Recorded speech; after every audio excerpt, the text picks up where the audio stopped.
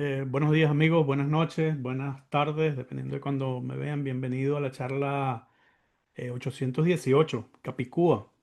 Hoy tenemos un quórum pequeño, pero bien interesante. La mayoría de las personas están en Amifil 2025. Mis saludos por allá, espero que vaya todo muy bien.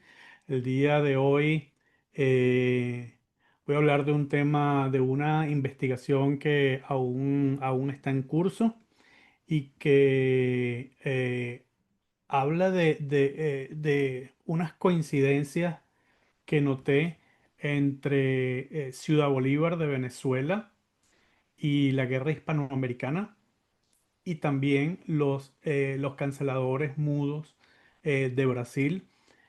Son cuestiones que por separado creo que hasta ahora no ha habido una relación entre ellas. Sin embargo, hoy voy a presentar una teoría que me parece muy sólida y quisiera discutirla pues y saber la opinión de todos los presentes y los que me vean por internet, al final por YouTube. Al final de la charla voy a dejar mi correo para que se comuniquen conmigo. Em, Ciudad Bolívar, como ven, está ubicada, este es el mapa, un mapa de Venezuela, un mapa alemán de finales de 1896 y es perfecto para esta charla por múltiples razones. Uno, porque el tiempo en que se producen los hechos que voy a narrar es de escasos meses luego de que fue publicado este correo. Y ya vamos a ver que para el caso específico de Brasil, incluso muestra las vías de trenes y todo eso que nos va a servir más adelante en la charla.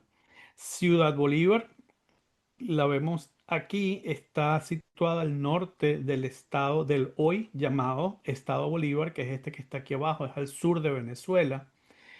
Para este entonces se llamaba territorio Yuruari y el estado. Y Ciudad Bolívar antes se llamaba de hecho Angostura porque es el punto más angosto de todo este que ven aquí es el río Orinoco y justo aquí es la parte más angosta de todo el río Orinoco. Este es el delta del Orinoco donde sale el cauce del Orinoco al Mar Caribe. Desde su fundación, Ciudad Bolívar siempre estuvo llena, tuvo mucha presencia tanto alemana como británica por múltiples razones. Y de hecho, la materia postal, el movimiento postal era manejado desde 1860 a 1880, hasta la entrada de a Venezuela, la UPU, fue manejado casi exclusivamente por vapores ingleses. Aquí vemos, por ejemplo, un par de marcas que se utilizaron en la agencia consular postal de Ciudad Guayana.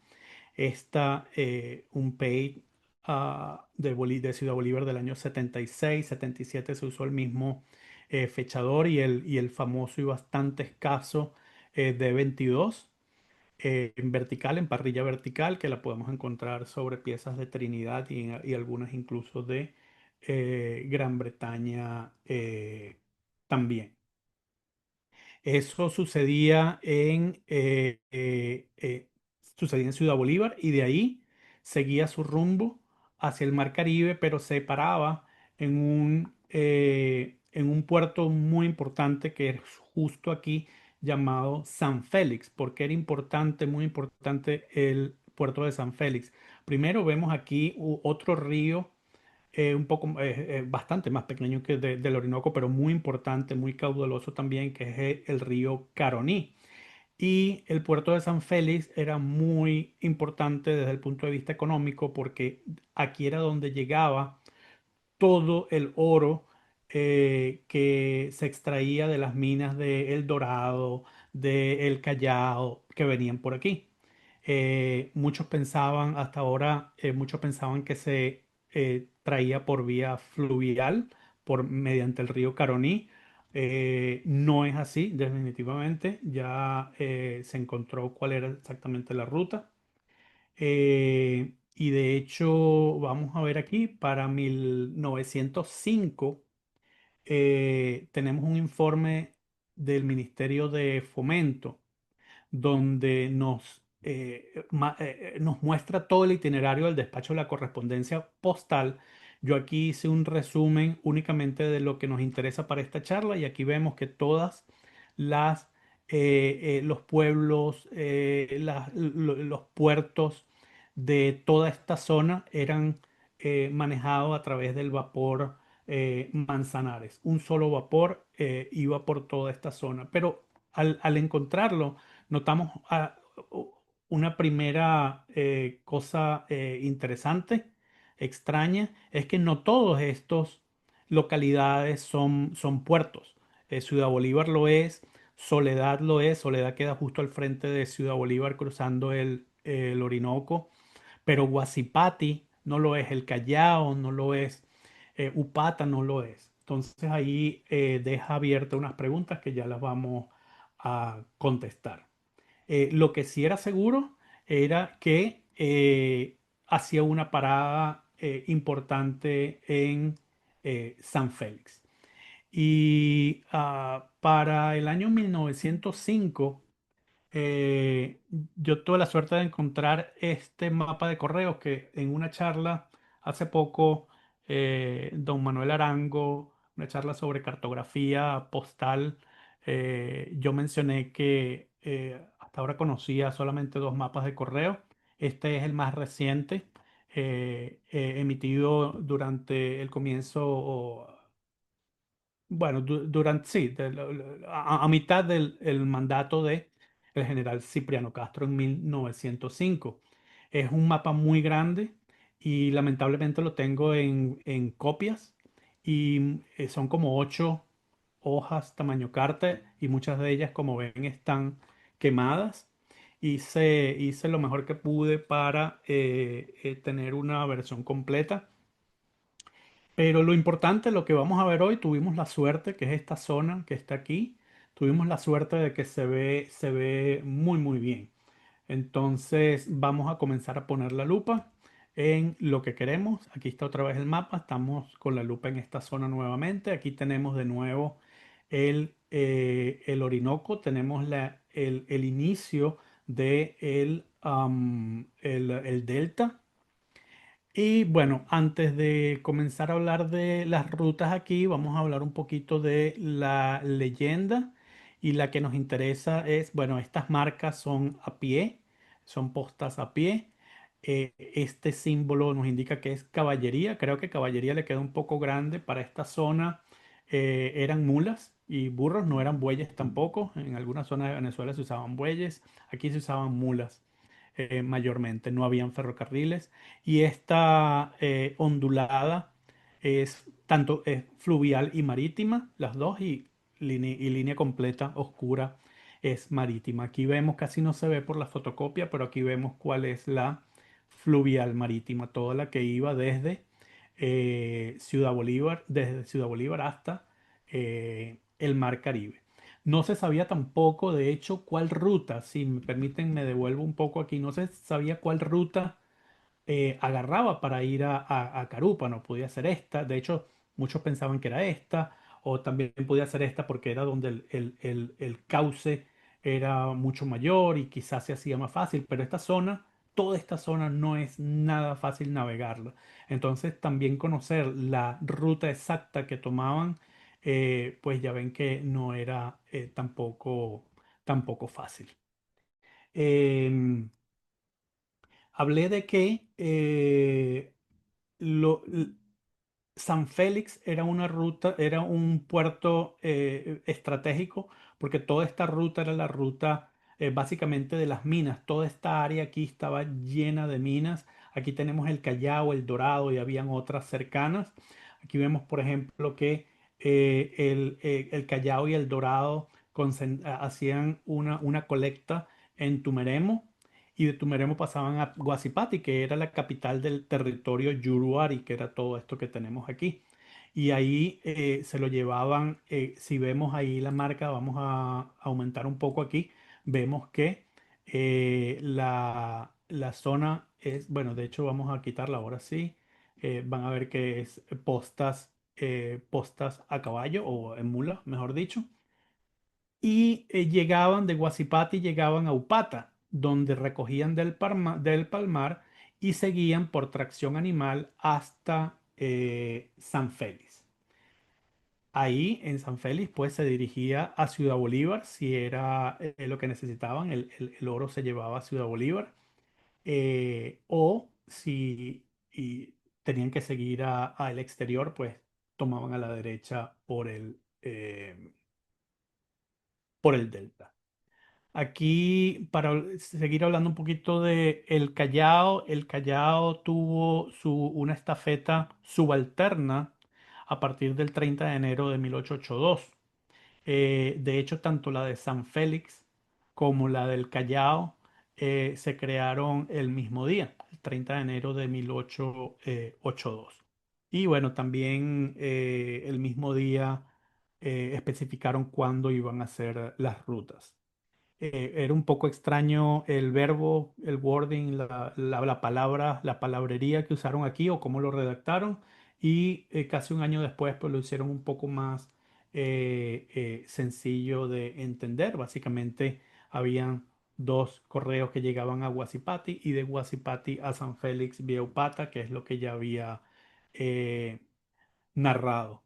Este el Callao era y sigue siendo un punto minero, una zona minera por excelencia y tenemos muchos ejemplos en nuestros países que esa zona generaba mucho correo.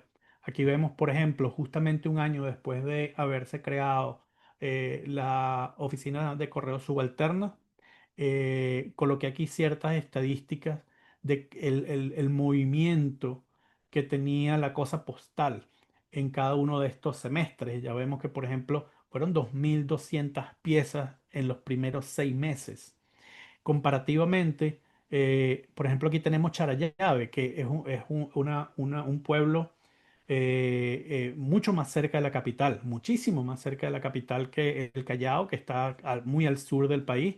Y esto ya vemos que mueve en los mismos 6 meses que el Callao movió 1.700 piezas o casi 1.800, él apenas llegaba a 300, 8, 7, 8 veces más. Entonces vemos la cantidad de movimiento que tuvo el Callao. Aquí, eh, cuando hablamos de ese correo, ¿por qué tuvo eso?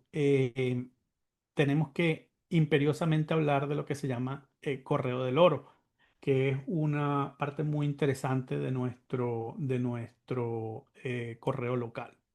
Correo del Oro.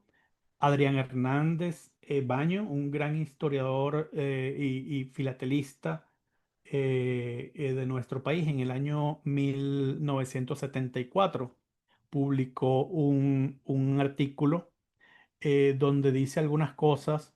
Por ejemplo, sí, sí, yo creo que o utilizó en algunas partes, no entendí lo que quiso decir o creo que no tenía muy claro todas las piezas. Aquí dice que no tenía oficina postal. Sí tenía, como vimos. eh, pero bueno, lo importante es que él nos narra, nos hace saber que el gobierno tenía un contrato a través de una compañía llamada Compañía Unión Mutua de Transportación y decía que era explotadora de las minas del Callao para que enviase el oro a Ciudad Bolívar, es decir, desde aquí a Ciudad Bolívar, y que lleve junto a ellos el baúl con la valija, pues la valija de correo. Nos menciona cuándo llegaba y cuándo salía. cosa que esto sí es totalmente cierto, salían el 20, regresaban el 6 del siguiente mes, llevaban oro puro y traían oro ya, ya con las piezas de oro, las monedas acuñadas. Y los traía de vuelta, es decir, llegaban del Callao, iban a Tumeremo, pasaban por toda esta zona en Upata, la entregaba a esta compañía, la entregaba a un encaminador, Daily y Manosalva, como vemos aquí, que era el que se encargaba de llevarla a primero San Félix y luego a Ciudad Bolívar. Dejar ahí el oro, lo que llamamos en Venezuela oro cochano, el oro puro, y se devolvía con las monedas para el pago de los empleados. Todo esto duraba cerca de casi un mes. Aquí vemos también aquí tenemos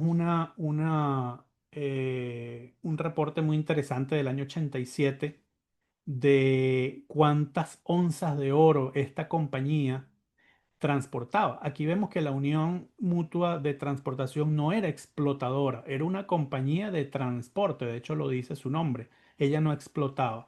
Estaba constituida por las tres mayores compañías mineras, pero la compañía como tal, su objeto era simplemente hacer transporte.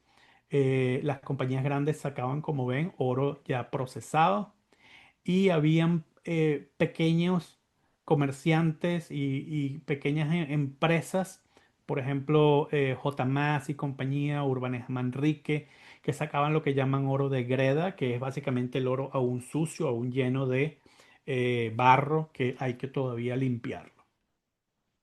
Em, Aquí, déjenme ver, aquí por donde voy. Ajá. Em, Ok, aquí vemos otra pieza, esta pieza que es muy interesante. Si recordamos, dijimos que esto era manejado exclusivamente por el vapor Manzanares. Sin embargo, vemos que esta pieza la transportó el vapor Bolívar. El vapor Bolívar fue comprado por una empresa privada en 1881. Aquí tenemos la descripción del vapor y vemos que pertenecía a Vapores Orinoco, es decir, básicamente fue contrabandeada, no pasó por el correo y por eso al llegar a Ciudad Bolívar fue penalizada aquí. Y si vemos aquí le ponen su cuánto debía pagar. Em, Esta pieza es bien interesante. Aquí continuamos, ahora nos vamos un poco más al norte, estábamos aquí, ahora vamos a estar un poco más al norte en lo que es ya el delta y aquí vemos Carúpano en esta zona, está un poco quemado, pero aquí vemos que está Carúpano, tenemos a Trinidad con su puerto España por aquí. Entonces, encontramos el vapor Manzanares y en este mapa vemos que la ruta que seguía en el mapa 1905 era mediante el tercer gran afluente del Orinoco. Y vemos que hacia dónde iban. NL significa la nacional, la línea nacional. Tenemos aquí la H, que es la holandesa, F de francesa y la IN de inglesa. Entonces vemos aquí también, aquí en esta zona del mapa de correos, nos dan cuenta de las líneas de vapores que atendían a Venezuela y cada tanto tiempo, y cuándo pasaban, cuándo recibían. Vemos todas las alemanas, la francesa, etcétera. Y para la nacional, la única que había, pues vuelven a mencionar el vapor Manzanares que vemos que paraba en Carúpano, Ciudad Bolívar, pero no tenía fecha fija. Aquí vemos entonces que de Ciudad Bolívar pasaba por San Félix y llegaba por el tercer afluente de izquierda a derecha en el delta, pasaba directamente a Carúpano. Sin embargo, aquí vemos que también hay otra que llega a Puerto España. Y estos eran básicamente los que salían, los que tenían que ir a otros destinos. Desde aquí, Puerto España, vemos que dependiendo de, y esto lo voy a aumentar un poco aquí, aquí no, cuando lo tengo aumentado ustedes no ven el cursor, así que síganme con lo que vaya diciendo, pero aquí vemos algunas líneas. La línea inglesa, siendo Trinidad, Tobago, pues colonias, hacía una parada extra en Tobago y de ahí seguía al norte. Pero las otras líneas francesas, qué sé yo, seguían hacia el Mar Caribe. Tenemos la italiana, habían muy pocos vapores, pero habían la italiana, la holandesa y la francesa. Para más datos, aquí podemos ver, esto también es en una memoria ministerial de Fomento, nos dice cuáles eran los despachos para el exterior. Y lo que todo es importante, todo es interesante, pero lo importante para esta charla, vemos que para Brasil, República Argentina, Uruguay, Paraguay y las Guayanas habían dos vapores ingleses vía Barbados. Y además con las Guayanas vía Trinidad por un vapor francés, dos holandeses y uno nacional. Hacia las Antillas, la comunicación es directa con unas y otras por distintas vías. Y se hace con tres vapores franceses, tres americanos y también uno nacional. Entonces, así vemos que al llegar a Trinidad, según el destino final, podía tomar varias rutas. Cuando iban con el destino a Europa, hacían una parada, qué sé yo, en Martinica. En Martinica era un punto para hacer, ¿cómo se llama? Cuando toman otra vez carbón, se me olvidó el nombre, balotaje, no. Bueno, X, ahí se paraban a tomar más carbón para sus máquinas. Y bueno, de ahí seguía hacia Europa. Pero también habían otras rutas donde se iba hacia Estados Unidos, hacia el Mar Caribe o hacia las Antillas. Y también vimos que algunas de Barbados, cuando necesitaban ir al sur, esta era la ruta común que seguían. Entonces, vamos a ver algunas piezas que sustentan esas rutas. Por ejemplo, aquí tenemos esta pieza que para 1899 fue enviada desde Ciudad Bolívar a Erfurt en Alemania y vemos que tiene desde Ciudad Bolívar siempre, tiene su tránsito por Puerto España. Unos años antes, en el 1896. Esta pieza es muy bonita, muy interesante. Va desde el Callao, aquí tenemos la marca del Callao, pasando por San Félix, que la tenemos aquí en ovalado, un poco faint, un poco ligera de tono. De ahí vemos que tuvo un tránsito por Puerto España, donde finalmente fue enviado a su destino inicial, que era en Weije, no sé si se pronuncia así, Weije o Weije, y ahí vieron que el destinatario se había mudado y la enrutaron hacia Greifswald. Esta pieza nunca pasó por Ciudad Bolívar. Esta pieza fue del Callao y cruzó a la derecha en el Orinoco, como ya vimos. Tenemos esta otra pieza de 1893 enviada desde Caracas esta vez y también tiene, pero enviada a Argentina, hacia el sur. Caracas tiene su tránsito por Puerto España, Barbados, como vimos, que era el punto para ir hacia el sur, y de ahí tenemos un tránsito por Río de Janeiro para finalmente llegar a Buenos Aires, donde le ponen aquí también su marca de abonados. Muy bonita también esta pieza. Pero también encontramos, y es el punto uno de los puntos, el primer punto de intersección, unas piezas muy interesantes que son estas piezas con unos matasellos mudos que hasta hace poco eran un gran misterio en Venezuela. No teníamos ni remota idea de qué era. Y bueno, lamentablemente en la Venezuela filatélica cuando, de los últimos 30 años diría yo, cuando no se tiene una respuesta de algo, tendemos es a inventarles una razón sin hacer eh, un buen análisis previo.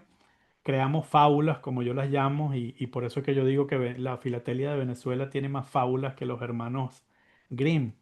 Aquí voy a mostrarles tres de las fábulas que más me dan risa. Por ejemplo, eran atribuidas a Ciudad Bolívar. Esta era la menos divertida, por así llamarlo, atribuida a Ciudad Bolívar, pero le encuentro poco sentido porque ya tenía un matasello en Ciudad Bolívar. ¿Qué sentido tendría ponerle otro y de obviamente de una hechura y calidad y tecnología mucho más vieja que la que ya evidentemente se está usando? A lo sumo eran de poblaciones cercanas, pero se le atribuían a Ciudad Bolívar. Lo otro que decían era que pertenecían a la Sociedad de Correos de Bolívar. ¿Qué significa eso? ¿Qué es eso? El correo era un monopolio del Estado. La Sociedad de Correos era el correo.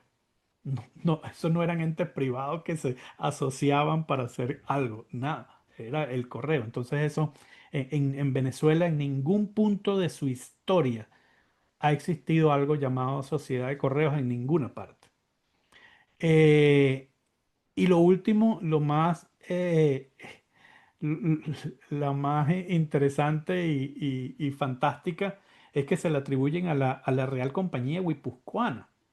La Compañía Guipuzcoana, para hacer un poco de memoria, era básicamente una empresa de comercio que velaba por los intereses de la corona.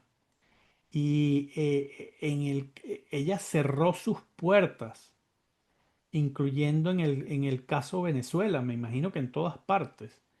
Cerró sus puertas a finales del siglo XVIII, es decir, 100 años antes de cuando estas piezas eran utilizadas. Así que ninguna de estas cosas tiene el menor sentido.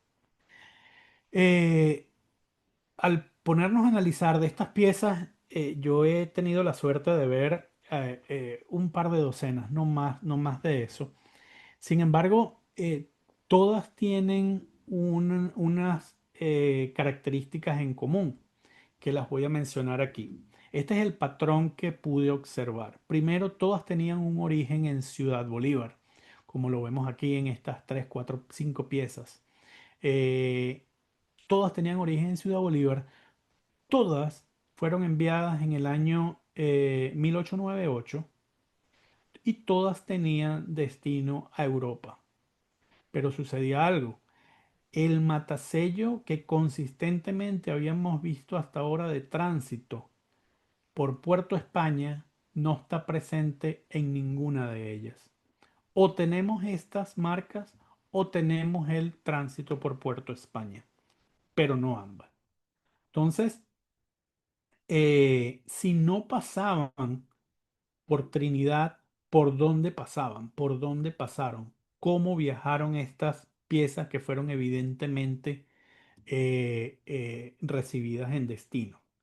Esas preguntas no tenían respuesta, no le podía encontrar absolutamente ninguna respuesta hasta justamente cuando estaba, hace poco, me imagino que varios ya saben aquí, tuve la oportunidad de publicar un libro sobre nuestros enteros postales, los enteros postales de Venezuela, y casi en los últimos 2 meses antes de publicarlo, un mes y medio,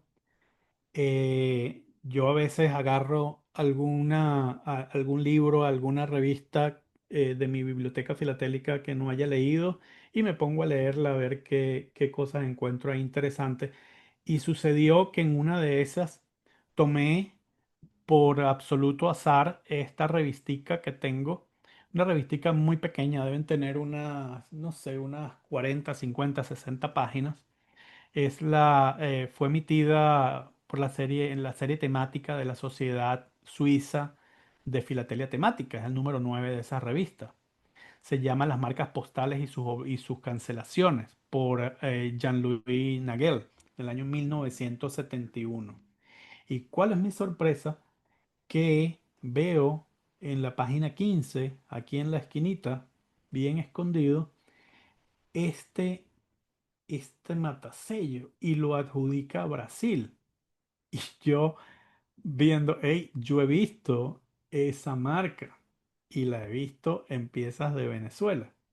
Y ahí comenzó toda la espiral de ver hacia dónde me llegaban. Comienzo a buscar y a buscar información. Encontré un libro, un documento, un trabajo interesantísimo escrito por Julio César Ponce, pero era sobre las marcas mudas, las cancelaciones mudas, pero del Perú. No me servían, obviamente. Y fue ahí cuando casualmente, gracias al amigo José, José Bafe, que me recomendó visitar la web de Filabras y encontré este trabajo fenomenal de la mano de el amigo María Celso Ravelo, Orsi Jr., a quien invité. No sé si estará por ahí porque no puedo ver los participantes, pero esto fue básicamente la piedra de Rosetta para eso hasta el momento en que lo había tenido. Es el estudio de los sellos de Brasil, los matasellos mudos de Sao Paulo y Paraná, clasificación de los ejemplares conocidos. Ya habían varios trabajos previos donde se exponían los miles, yo no sabía que habían tanto y no me esperaba que hubiesen tantos, miles de matasellos mudos que tiene Brasil y Mario se dedicó a, bueno, cuáles son los ejemplares conocidos de Sao Paulo y Paraná y hacer un estudio que es el que tenemos enfrente y nos indica exactamente cuál es cuál. Y en base a eso vamos a comenzar a ver qué fue qué es lo que encontramos ahí. Vamos a esta pieza hay muchas en muchos lugares muy parecidas. Y lamentablemente esta entero postal parece que lo remarcaron doble, así que tenemos siempre la duda de si la marca es así o fue doble. En realidad, no lo sabemos. Encontré estas marcas muy parecidas a esta, no perfecto. Raramente encontré piezas con una exactitud perfecta, pero también estos no son escaneos, fueron hechos a mano por sus autores, algunos de los años 30, 20 y 30 del siglo pasado, así que hicieron su mejor esfuerzo. Y estos, por casualidad, estos en particular, eh, fueron colocados en Cruzeiro, que queda por esta zona. Este en Sao Paulo, que queda aquí. eh, y esto es el puerto de Río de Janeiro aquí y de Santos en esta zona. Entonces ya vemos que en esta zona, en estos dos sitios, habían marcas que se parecían mucho a una de ellas. Sigamos explorando. Aquí tenemos una bastante mejor. Aquí vemos que tiene tiene un pico y una curvatura muy particular y casualmente dos autores hacen esa misma curvatura en sus piezas y las identifican como pertenecientes a Cruzeiro nuevamente en esta zona. Así que ya tenemos por lo menos dos que parecen que tienen algo que ver con Cruzeiro. La famosa pieza que yo recordé de la revista de 1971. Aquí la tenemos y encontré estas marcas. Una de ellas dice que está en Itapetininga, me disculpan la pronunciación, que queda por aquí. Y también hay unas parecidas en Santos. No soy experto, si alguien es experto y puede decir, no, esa es definitivamente aquí o allá, pero me da la impresión de que en realidad es de el puerto de Santos. Y finalmente tenemos esta piecita. Bueno, tenemos esta pieza que no encontré una parecida. Si vemos, sí tiene una marca parecida, estos dos triángulos contrapuestos, pero tiene los lados sólidos y aquí tenemos un, dos, tres, cuatro, cinco, seis, siete divisiones horizontales. Luego de encontrar el trabajo de Mario, encontré otros dos que ya lo mencionaré en su momento y en ellos encontré estas piezas. Esta es en eh, se me olvidó su nombre, Juan Leslao y López, algo así. Luego más adelante se los menciono. Y tienen estas que se parecen mucho más porque tienen las divisiones, pero igual no es exactamente igual. Y por lo menos uno de ellos la colocan en Río de Janeiro. Esta, como ven, la numeración está muy cerca. No sé si eso querrá decir que, bueno, de aquí en adelante es Río de Janeiro. No creo, pero bueno, eso es lo que he encontrado. Tenemos esta otra marca que también tiene muchas versiones muy, muy parecidas.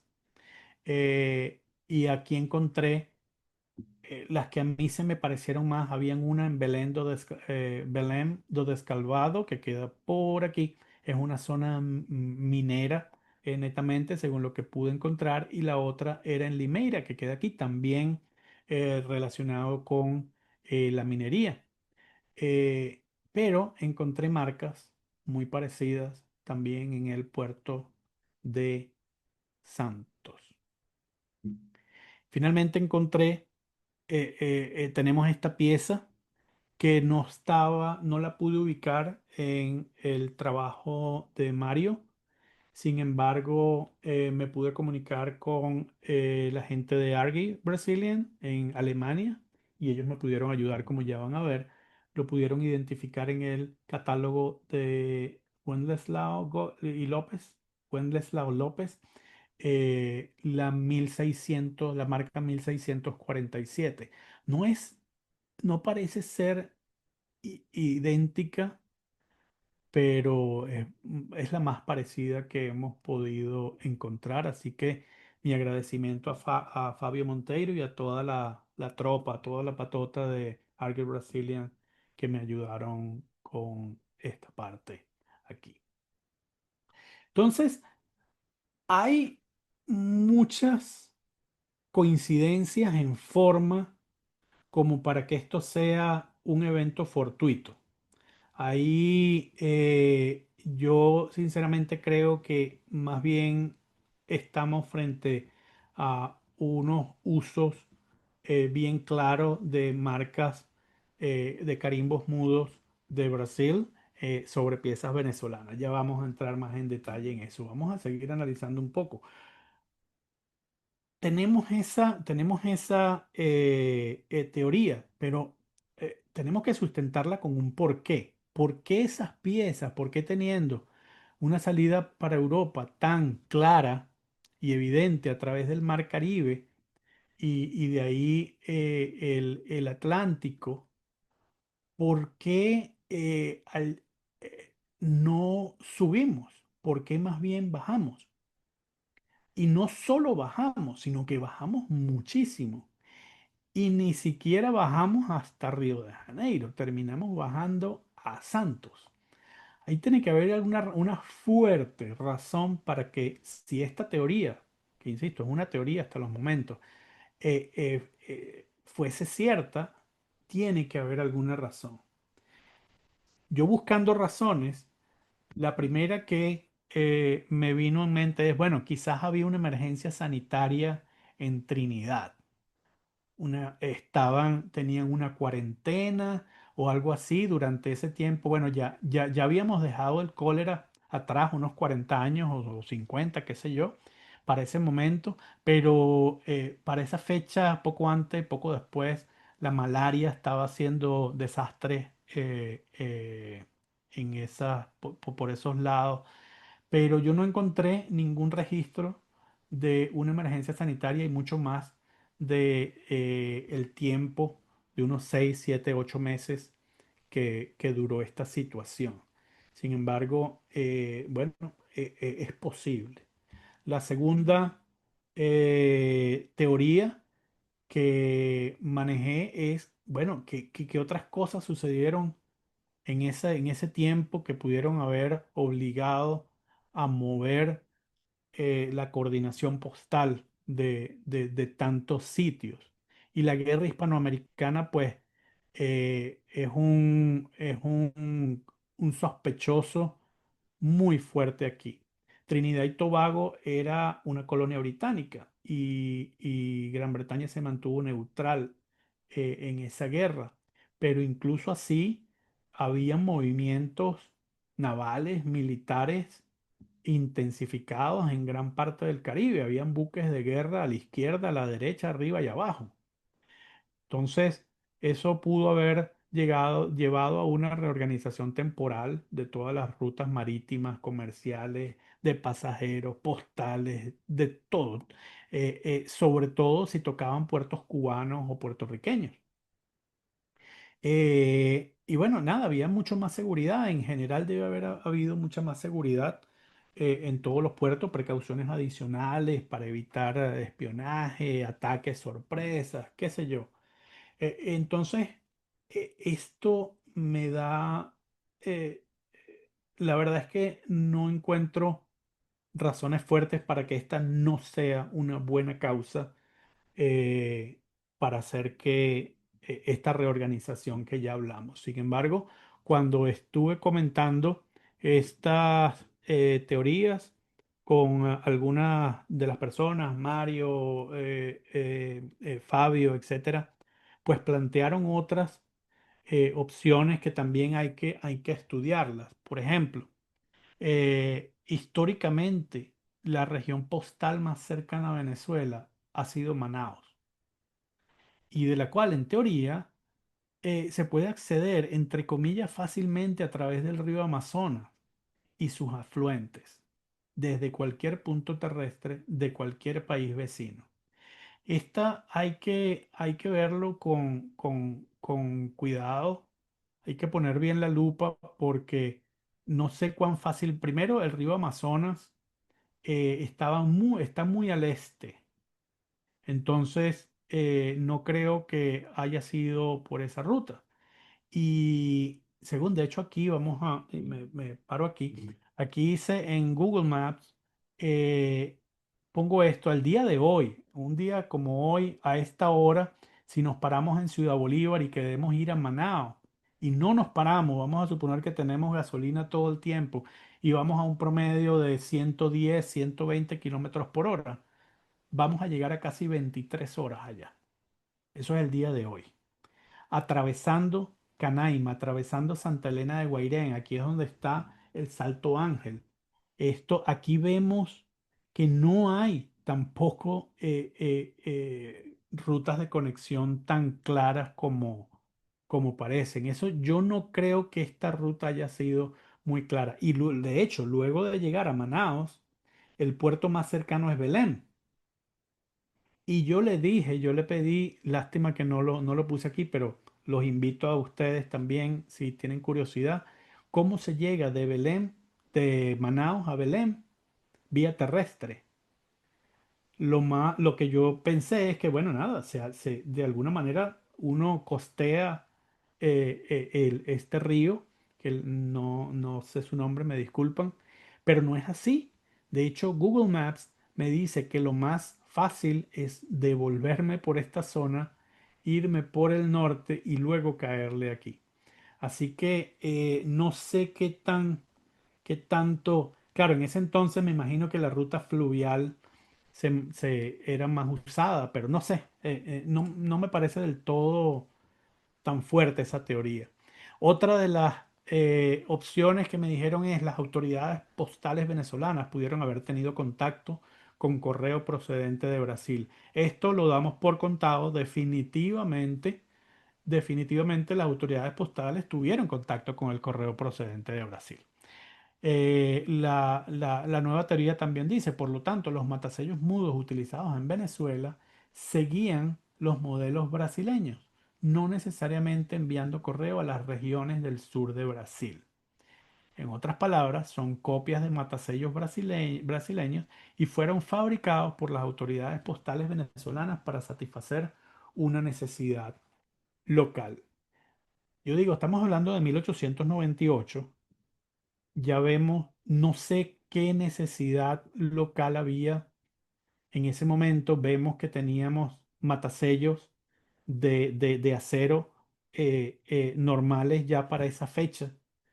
Eh, Venezuela, de hecho, históricamente no ha tenido una cultura de matasellos mudos. De hecho, quizás esté equivocado, pero los únicos que yo conozco fueron utilizados en la región andina, colindante con Colombia, la zona occidental del país, muy occidental del país.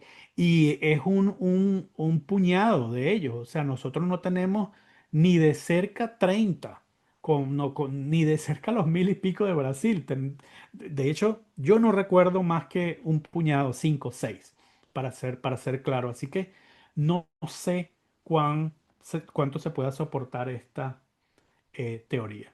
Yo me inclino más por la opción 2, donde ya vimos eh, que toda esta zona, eh, eh, la ruta normal que se utilizaban para las piezas enviadas desde Ciudad Bolívar, durante la Guerra Hispano-Española, donde Santiago de Cuba era la base de operaciones del gobierno estadounidense, y, y Puerto Rico defendiéndose por la corona española, pues toda esta era una zona de guerra.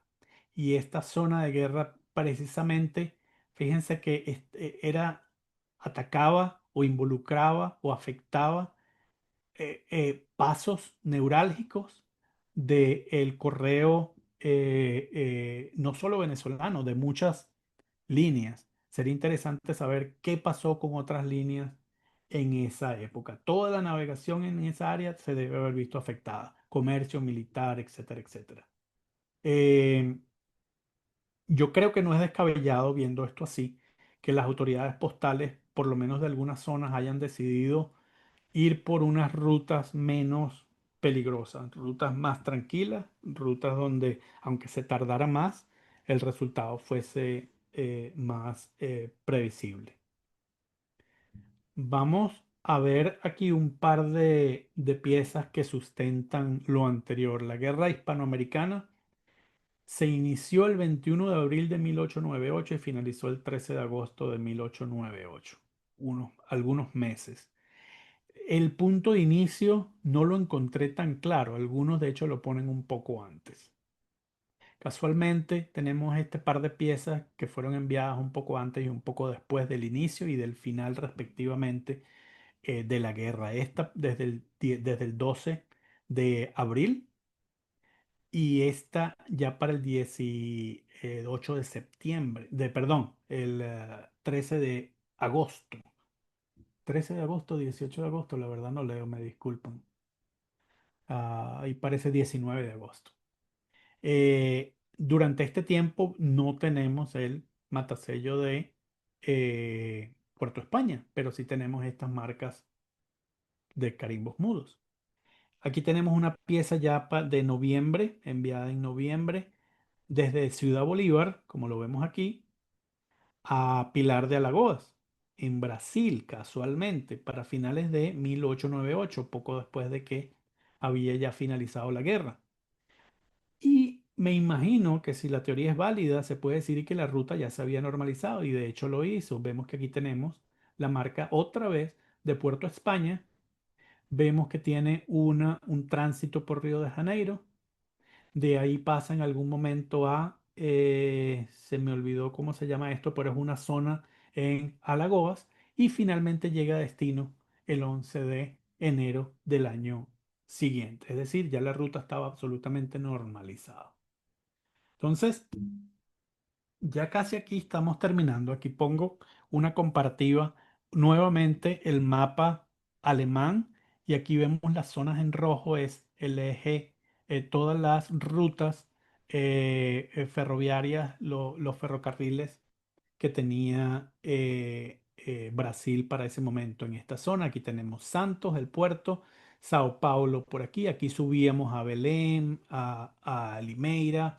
Por aquí llegábamos, aquí teníamos a Cruzeiro y bajábamos a Río de Janeiro. Y tenemos lo mismo con los puntos claves señalados de todas las piezas que encontré o que aparentemente ubicamos como que pertenecían o pudiesen pertenecer a esa zona.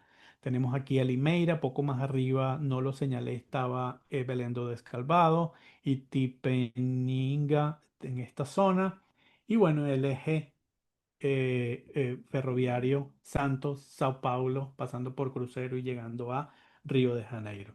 Mi teoría final a todas estas es que probablemente todas las marcas mudas de Brasil que se encuentren sobre las piezas venezolanas fechadas entre abril y octubre de 1898 hayan seguido la ruta dictada por el eje ferretero ferrocarrilero, perdón, Ciudad Bolívar, que de ahí por vía fluvial y luego marítima llegaban a algún punto por vía marítima, probablemente alguna de las Guayanas, pero no lo sé, eh, se dirigían a Santos.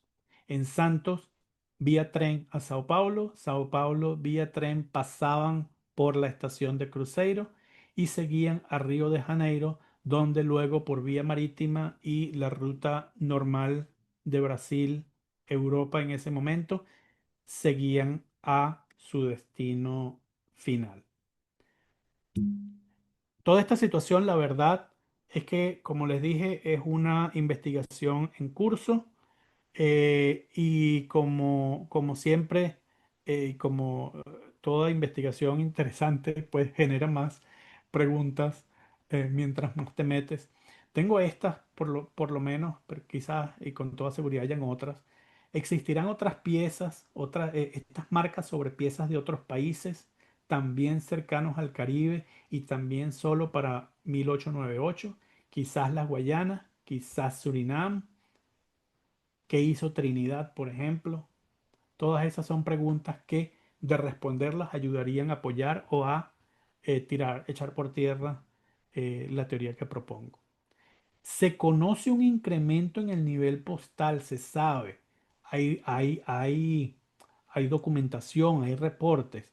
Un incremento en el volumen postal entre Santos y Río de Janeiro para esta fecha habrá subido, qué sé yo, un 5, un 10, un 15% además del crecimiento esperado anual para esa zona, particularmente para 1898. Eso también sería interesante conocerlo. ¿Por qué algunas piezas parecieran haber sido marcadas en Cruzeiro? ¿Será que es un falso positivo Cruzeiro? Y en realidad pertenecen a Santos, que son otra de las piezas parecidas, o este era otro punto de distribución parecido al propio Sao Paulo. Y si fue así, ¿a cuáles puertos servía? Porque ya estaba, Río de Janeiro estaba muy cerca. Pero no sé, son otras preguntas que quedan ahí pendientes por resolver. ¿Y por qué no he encontrado piezas con matasellos mudos y también con el tránsito por Río de Janeiro? ¿Dónde está? ¿Ha sido mala suerte? No lo dudo. ¿O hay otra razón? Quizá alguno de esos matasellos mudos eran de Río de Janeiro. Y déjame aclarar eso, que creo que no lo dejé claro en esta slide, en esta diapositiva. No es que el matasello sea de Río de Janeiro. Estos matasellos, hasta donde he podido estudiar, eran colocados en los ferrocarriles. Eran marcas del ferrocarril. No eran como marcas superoficiales, obviamente. Entonces, cuando digo Río de Janeiro, quiero decir en la estación de Río. Pero existieron, fueron colocados. Algunas de estas que muestro son de ahí y no nos hemos dado cuenta. No lo sé. Estas son más preguntas que quedan por responder. Aquí le muestro la bibliografía que utilicé para esta presentación. Obviamente, el que disparó todo esto, toda esta espiral súper interesante, Jean-Louis Nigel, 1971. El tremendo estudio de Mario Orsi Jr. Sobre los sellos de Brasil, en particular las marcas mudas de Sao Paulo y Paraná. El catálogo de Wanderlei López, perdón, y sobre las cancelaciones mudas del Imperio de Brasil. Y obviamente donde coloqué mi teoría incipiente en ese momento porque justamente todo esto ocurrió y ya yo todavía no lo había desarrollado al momento de la publicación, así que lo que hago es un abreboca en este libro.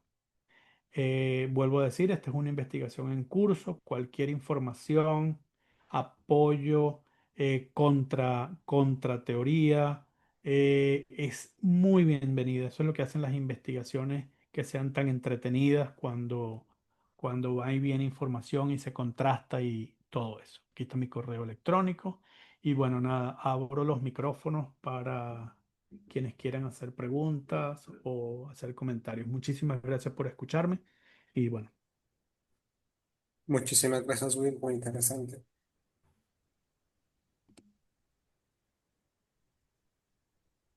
Perfecto. Pasamos a la parte de preguntas. Fíjate, tengo unas, Will, así que no miro adelante. manos ahorita, así que iniciaré yo con la ronda de preguntas. Primero, excelente presentación, muy interesante.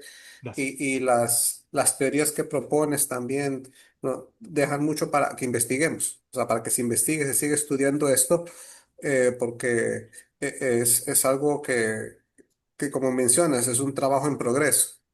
Eh, mm, Quería, con relación a las cancelaciones, las que mostraste y que dices, bueno, es que no se parece mucho, pero yo diría, puede ser que sí sea la cancelación, porque no sabemos cuando se tomó el modelo para el libro, qué tan gastada estaba la cancelación que usaron de modelo y cuando se aplicó en la pieza que tú tienes, a la que muestras, que se parece a la del libro, podemos asumir que el cancelador ya estaba gastado, deteriorado por uso, sí, o porque estaba sucio, tal vez la tinta, algo, porque no sé si esos canceladores mudos, si eran de qué estaban confeccionados, si era caucho, hule, Eso debe haber sido corcho. corcho, es otra, o sea, Corcho. hasta con la humedad, estaba muy seco el clima, muy húmedo el clima, el corcho, o estaba muy seco, se contrae, o de tanto darle se pudo haber ido deshaciendo el corcho y no te queda la impresión igual, pero se parecen muchísimo los que están en el libro de referencia, en el material de referencia con las piezas que tú nos muestras. Entonces puede ser que sí sea el mismo, solo que en otra época y se haya Sí, gastado. sí, Lo y in- si me permites, sí. hay algo que hay que tener en cuenta. Uno de los autores en el cual se basó el trabajo de Mario, Ujú. el que sale como PA es Sí, Paulo Aires. sí. Y estamos hablando de ese trabajo desde, si mi memoria no me falla, 1926. Ujú. Él debe haber dibujado lo mejor que Sí. pudo esas piezas. La otra sería, lo interesante también sería encontrar, digamos, una carta de Brasil de esa misma época con ese mismo cancelador y poder comparar tanto el cancelador. Lo interesante sería hacer un estudio, como ya hemos visto aquí en mi oficina, un estudio de la tinta.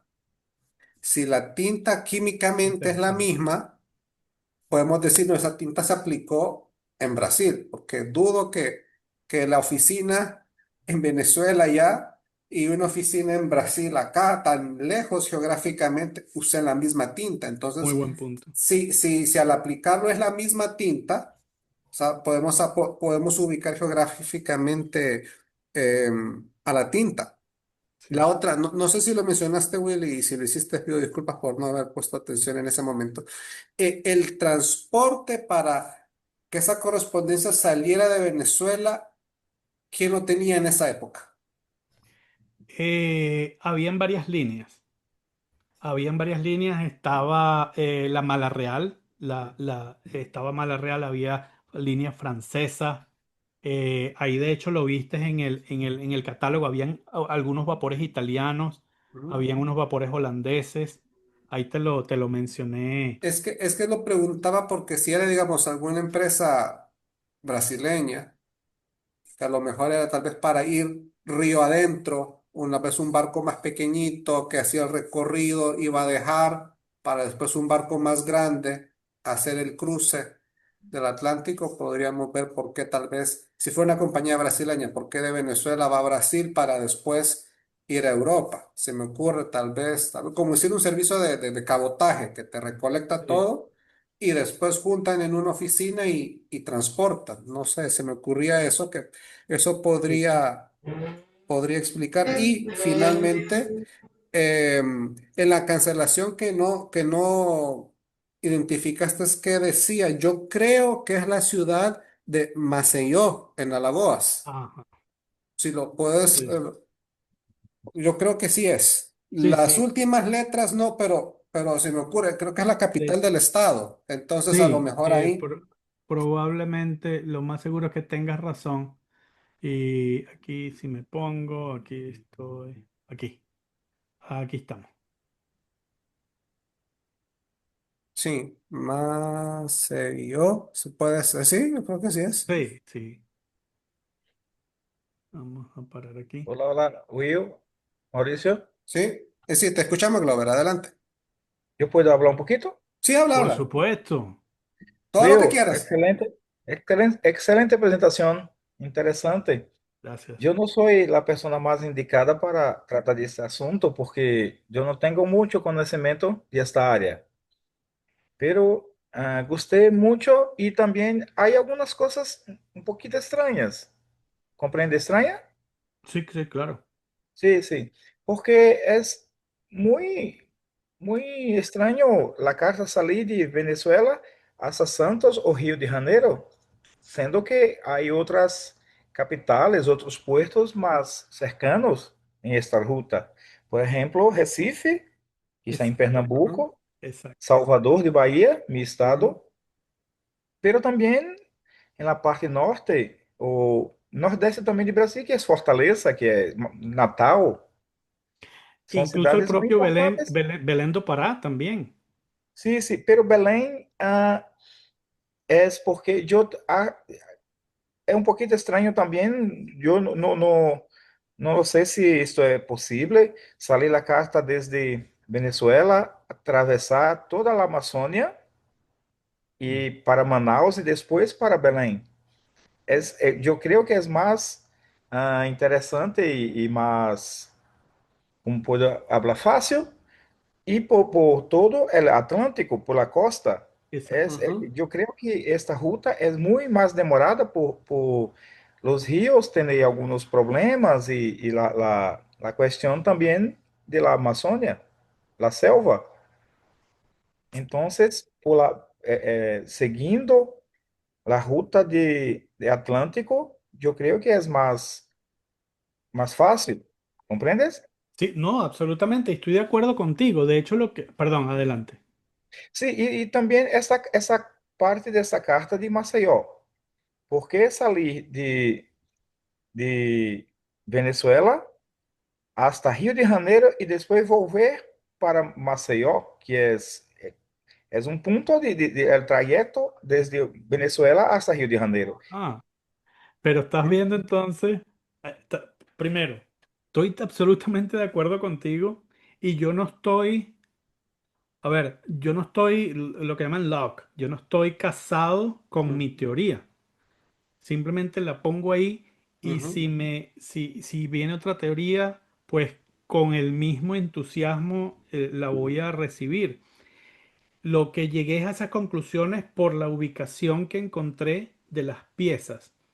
Si hay, pero vi también, es muy posible. A ver, el Juan Leslie López tiene 3.000 y pico yo no sé si tú has visto ese catálogo, Glauber. Tiene 3.000 y pico de marcas. Eso es una locura. Sí, Y hay sí, muchas muy parecidas. Ujú. Entonces quizás sean de otro eje que yo no pude ubicar. Entonces es perfectamente válido, pero ahí lo ato con lo último que tú dijiste. ¿Por qué en las rutas normales llegaba a Río de Janeiro? Parece que esa era la ruta. ¿Por sí, qué? No sí. sé. Era la capital de Brasil. Ujú. Exacto. Habría que ver. Entonces, Sí, perdón. mira, hay un catálogo más antiguo que no fue terminado por su estudioso, que es Paulo Aires, Ujú. que é a base de todos estes catálogos depois. Pero yo creo que el catálogo de Paulo Aires es solamente hasta la letra P, P Sí. o R. Yo ¿Comprendes tengo R? ambos. Ujú. Yo tengo ambos y sí, el de Pablo Aires. Pelo Paulo Aires são vários volumes. Ah, no sabía. Sim, são vários libritos. E, e você mencionou um estudioso brasileiro que vive em Alemanha, Ah, Monteiro. Fabio Monteiro. Monteiro, sim. Ele e outros em Alemanha estavam fazendo um estudo e tentando terminar este catálogo hasta la letra C, la Z. Ujú, Então, há um problemita que, basicamente, em toda esta época, os matasellos, os carimbos em Brasil, basicamente, não era, como puedo falar, estándar, não era Ujú. padrão. Compreende padrão? Sí, sí, sí. sí, sí. Não era um padrão. E também cada localidade, cada cidade, Ujú. tinha seu próprio carimbo. Não era um padrão que tinha de Rio de Janeiro desde as outras cidades. Há carimbos com imagens de abeja, que é Ah, muito caro. bellísimo. Es hermoso. Ujú. Es Sim, hermoso. sim, muito caro e raro e caro. E outros, então, cada persona, cada jefe de la estación de correo que hacía el carimbo. Entonces, por eso que tenemos centenas, miles carimbos de ese. Ujú. Impresionante. Sí, es interesantísimo, de verdad. Y Mauricio, con lo que tú dijiste, Sí, parece que no, hay muchos que no son no son nada raros. sí. Hay unos y varios parecidos a los que mostré yo.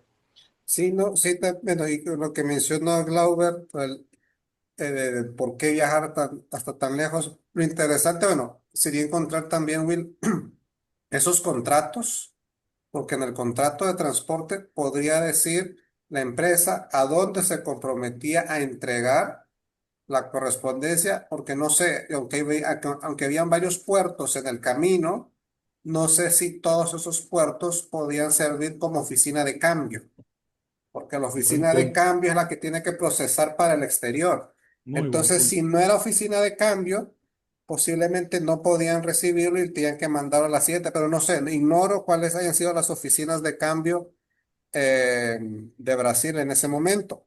Pero sí es interesante eh, tratar de ubicar, y ahorita como mencionó Glauber, si cada localidad usaba un carimbo propio, digamos, tal vez seguir estudiando si algunos de estas marcas mudas, si además se utilizaban en otras, digamos, otras localidades, tal vez más cercanas a Venezuela, no tan al sur, porque esto podía ver para y ver los tránsitos, a ver si con la fecha de salida de la depositada la carta y llegada, a ver si podía hacer el recorrido en barco, si había suficiente tiempo. ¿Has visto eso? Si el periodo da, la cantidad de días sería suficiente para que hiciera todo el recorrido. Eh, Creo que me enredé. ¿Cuál O recorrido sea, digamos, exactamente? cuando entre que se depositó la carta en Venezuela y llegó a Europa, esta, digamos, esta.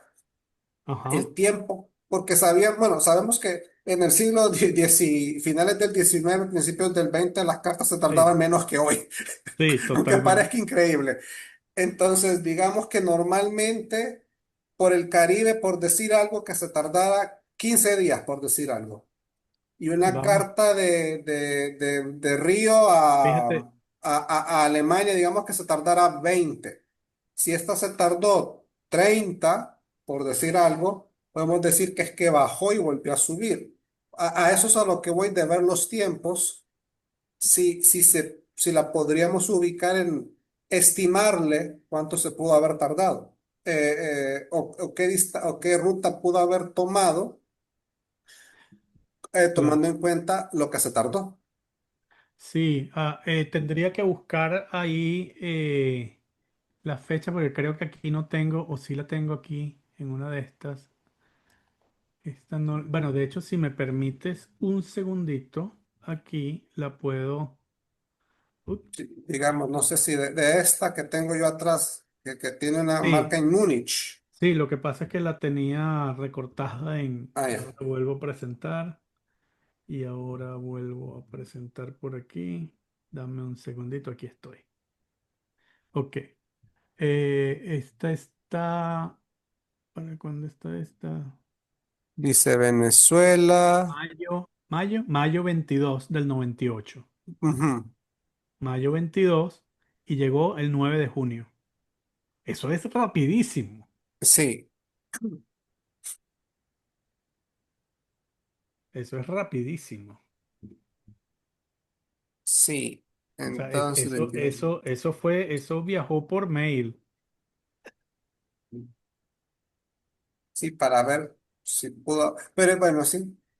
Y según esto, esa marca, la muda, es de lo que nos dijiste es que será Esa de. todavía no la han ubicado. Ya se Ok. identificó en el Vandeslay López, Ujú. pero no se ubicó geográficamente. Ah, ya. Perfecto. Bill, ¿qué Gracias. tal? Ok. Os matasellos mudos não poderia Ujú, ser uma broma? Son una Uma, broma, pero no sé, ujú. no sé a qué te refieres exactamente. Que alguien nos aplicó después. algum filatelista, alguma pessoa poderia fazer uma. Hablamos em Brasil uma brincadeira. Sí. Sí, pero ¿y dónde está el tránsito de Puerto España? Que era muy fijo. O sea, Puerto España Ujú. era muy serio en eso. Si, Cierto. si, si fuese La Guaira, por ejemplo, que eso nunca le ponían matasello de llegada o de tránsito a nada. Ujú, Por eso que valen tanto los matasellos de tránsito de La ujú. Guaira. Sí. Bill, Billy, estás mute. Está mudo. sí. Mudo. Ahí, ahora No, no, sí. Bueno, estás on quería point con la corroborar, charla. Ya, ahí sí, quería está. corroborar una cosa, que el carimbo que tú mencionas de la cruz, yo tengo dos piezas que tienen exactamente el carimbo porque tiene una de las porciones de la esquina Ujú. Muéstrala, muéstrala. o sea, punteada. Lo tienes ahí. Espérate. Sería, serían estas. Si lo puedes sacar de la funda plástica, se miraría Ajá. mejor. Ah, porque Sí, refleja la pantalla. bueno, tiene plástico igual, pero Ok, ok, ok. Espérate. ya va, Manténlo, espérate, espérate. manténlo, manténlo, manténlo ahí. Permíteme. Ahí está. Sí, tiene la puntica, Sí. como puedes ver, o sea que es el mismo carimbo que describes tú. Y hay otra que tengo aquí también, que es simplemente una estampilla, que tiene también ese mismo carimbo. Indudablemente es el mismo. Ya va. Ah, ahí. Ahí. No, no, no. Ahí. Ajá. Aléjalo un poquito. Ahí, ahí. Se ve mejor.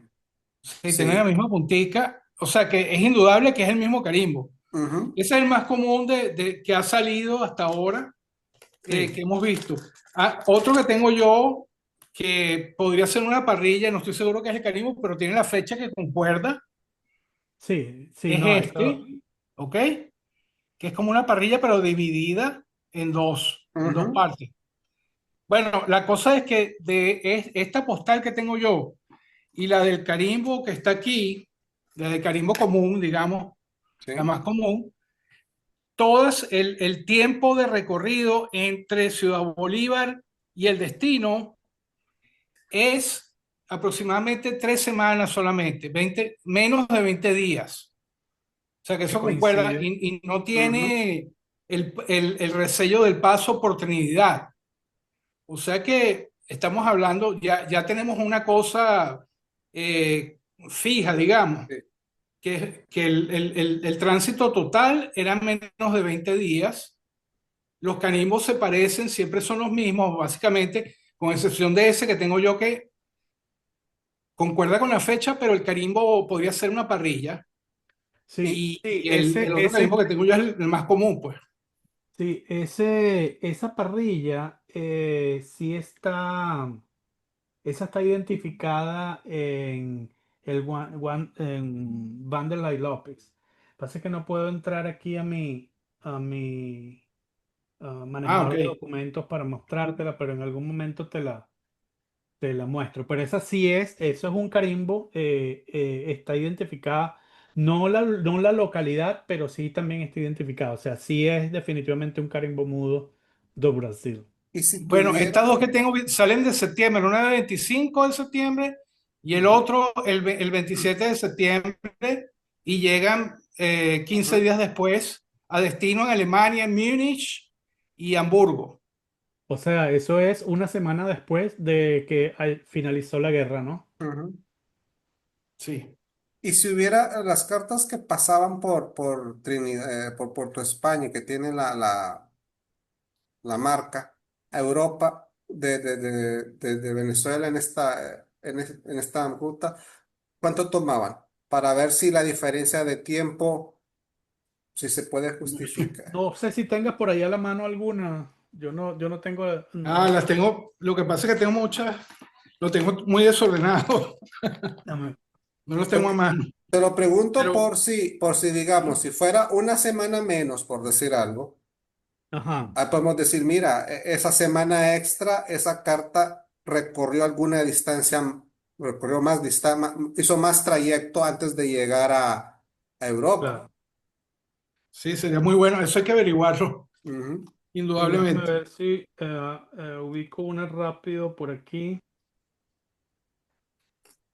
Eh, Trieste, Paramaribo.